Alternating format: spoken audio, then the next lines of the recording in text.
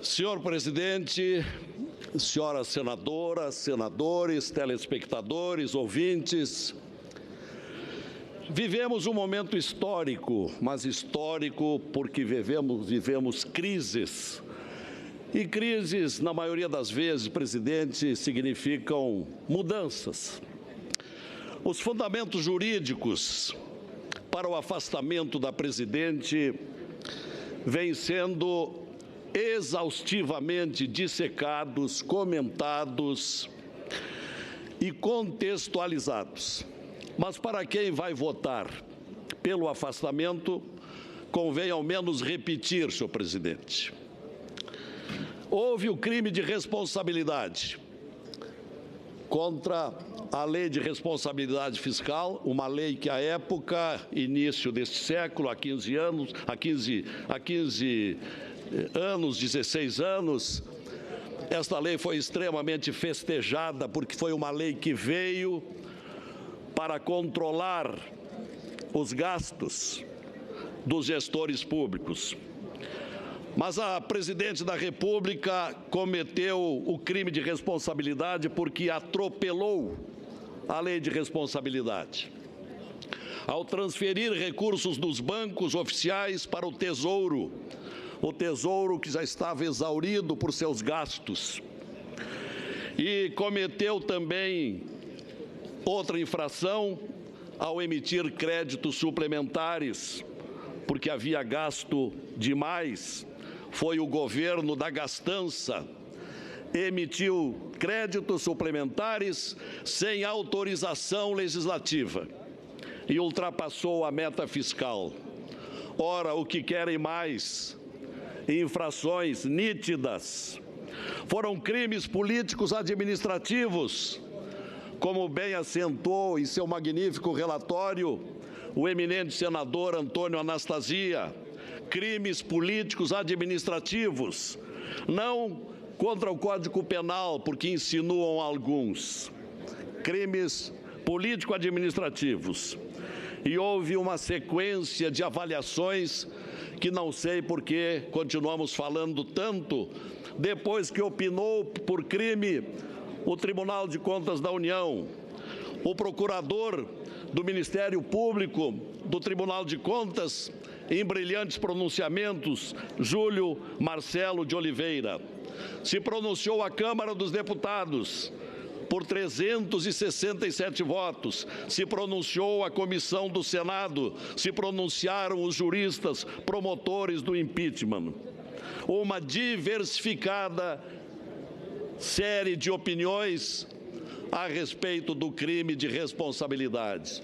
Portanto, temos fundamento, senhores senadores, para o afastamento da presidente da República e logo lá adiante o provável impeachment. Falam, senhor presidente, que está se destituindo uma presidente que conquistou 54 milhões de votos. Ora, mas será que não veem que as pesquisas de opinião repetidamente têm mostrado que a presidente hoje tem aprovação apenas de 10% da população?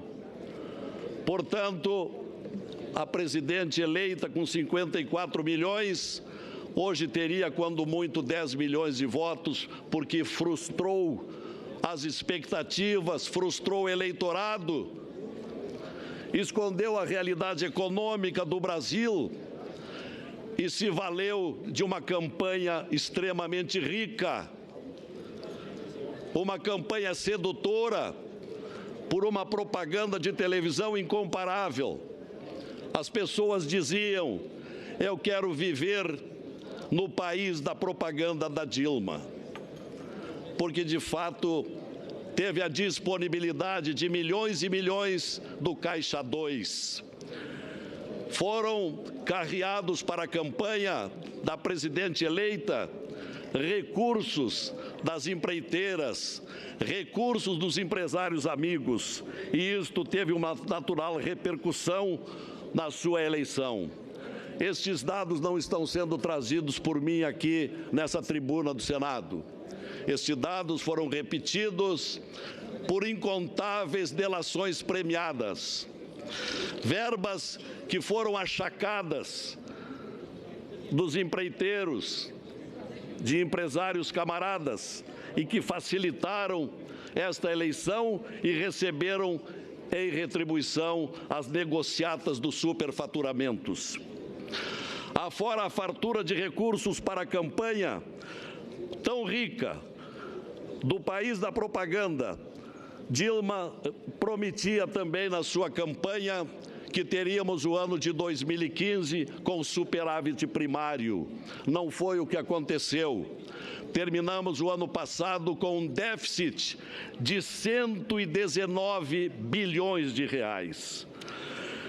Portanto, as consequências estão aqui hoje para serem julgadas e não apenas o crime de responsabilidade. Eu entendo que o Brasil está desejando a análise do conjunto da obra, como se convencionou chamar. Dilma lançou o Brasil no descrédito. Hoje nós estamos na América do Sul, senhor presidente, apenas à frente da Venezuela. E a América do Sul possui 10 países. Sofremos o rebaixamento do crédito, sofremos o desprestígio internacional, sofremos um desemprego que no momento é de 11 milhões de brasileiros, mas com tendência de ainda aumentar muito. Temos a inflação, temos empresas fechando todos os dias, temos o Brasil do PIB abaixo de zero. Portanto, afora os fundamentos jurídicos para a admissibilidade, ao qual vou aderir e encampar por inteiro o brilhante relatório do senador Anastasia. Sobram razões, senhor presidente, sobram razões de cunho político para o exame que estamos fazendo. No governo Dilma, aliada ao governo Lula, tivemos a ruína da Petrobras, que se fosse uma empresa privada hoje estaria falida. Dilma era presidente do Conselho de Administração da Petrobras. Será que não viu o que estavam fazendo? Será que nunca perguntou ao seu criador quem eram aqueles diretores que negociavam o tempo todo superfaturamentos na Petrobras? Aquele grupo delinquente de Paulo Roberto Costa, Pedro Barusco, Nestor Cerveró, Renato Duque, Vacari Neto, o tesoureiro do PT, que seguia a mesma linha de Delúbio Soares, também tesoureiro do PT, no período do Mensalão. Houve também José Carlos Bonlai, aquele do Banco Chaim e os navios sonda com as verbas do PT. Nada disso foi visto, foi enfrentado publicamente, ao menos publicamente, pela Presidente da República. Dilma não viu o superfaturamento na refinaria Abreu e Lima de Pernambuco. Não viu o superfaturamento no complexo petroquímico do Rio de Janeiro e em Angras 3. Não viu o superfaturamento na usina de Belo Monte, no Pará. Concordou com a absurda compra da obsoleta refinaria de Pasadena, do Texas. E sobre tudo isto, não fosse a intervenção do Sérgio Moro, juiz de Curitiba, para trazer a público todas essas verdades depois das investigações da Polícia Federal na Operação Lava Jato.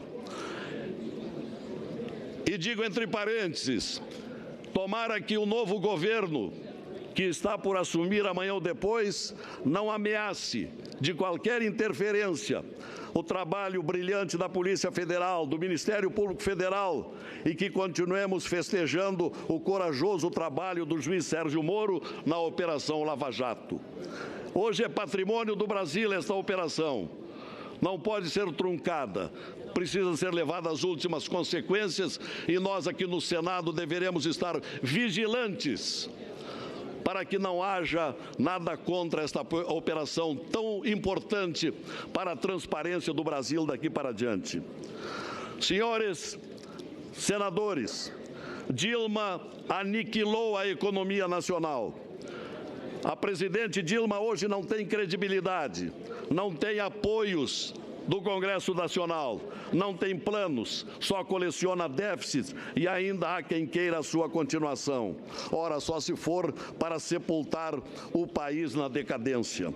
Hoje, o Brasil está esvaído em impostos, juros altos, desempregos e sem investimentos. Disse com razão que Dilma não roubou, mas negligenciou contra aqueles que roubavam. Seus vínculos são comprometedores, seus vínculos conspiram. Guido Mantega, o seu ministro da Fazenda, sofreu condução coercitiva na semana passada. Seu líder no Senado, Delcídio Amaral, ontem aqui teve o seu mandato cassado, porque surpreendeu o Brasil há poucos meses, quando conversava numa gravação de Bernardo Severo, que tentava promover a fuga do seu pai para que não falasse, para que não abrisse a boca. Delcídio Amaral sabia de tudo, das falcatruas do governo, e nós aqui convivíamos com ele sem nada desconfiar. Delcídio sabia que Severo conhecia tudo a respeito dos desvios da Petrobras, e ele, Delcídio, líder da presidente Dilma aqui no Senado, deixava implícito, primeiro na gravação e depois na delação premiada, seu profundo envolvimento com os desvios e as propinas. Pergunte-se e repita-se sempre: será que só Dilma não sabia de nada? Repetia Lula do mensalão, mais tarde desmascarado, inclusive por Roberto Jefferson, que dizia há poucos dias, na entrevista do Roda Viva, que se enganou quando, durante o mensalão, entrou na sala de Lula para dizer que ele estava sendo enganado, mas veio a dizer há poucos dias que não tem dúvidas que Lula sabia de tudo. Será que a presidente Dilma não sabia de nada? Lula, o líder maior do partido, do governo, protagonista do encaminhamento de Dilma para a presidência da República. Na semana passada, passou a ser alvo de requerimento do procurador Rodrigo Janot, que assinalou que Lula fora o principal beneficiário do esquema. O Lula agora começa a entrar no radar da Polícia Federal. Lula, o homem das falsas palestras milionárias, mas, na verdade, conhecedor do vasto propinoduto com as empreiteiras, a quem ajudava na colocação de obras de infraestrutura em países semiditatoriais, como Venezuela, Cuba, Bolívia, Moçambique, Angola, entre outros. Lula se transformara em relações públicas de luxo dos grandes empreiteiros, anunciando obras no exterior e intermediando financiamentos do BNDES. Naturalmente, não fazia nada disso de graça. E constante companheiro de Marcelo Odebrecht, o que já diz muito. Um grande esquema, muitas interligações, uma sequência de crimes em mais de uma década que não seriam descobertos se não fosse a famosa Operação Lava Jato, quando foi preso Alberto Youssef, o doleiro que lavava dinheiro dos assaltantes da Petrobras. Hoje, cabe perguntar: quanto custou ao Brasil tantos descaminhos, abusos, desvios e roubos? E nem falamos aqui, por falta de tempo, nas obras e nos estádios da Copa do Mundo. Esperamos, no entanto, senhores senadores, que este evento de hoje, do impeachment, signifique um marco com suas lições, que estejamos vivendo a abertura de uma nova era, de uma era de transparência, de um Brasil mais justo, e que nós, do Senado Federal, cumpramos o nosso papel. Temos muito de responsabilidade com esse novo Brasil que esperamos surja lá adiante. Muito obrigado, senhor presidente.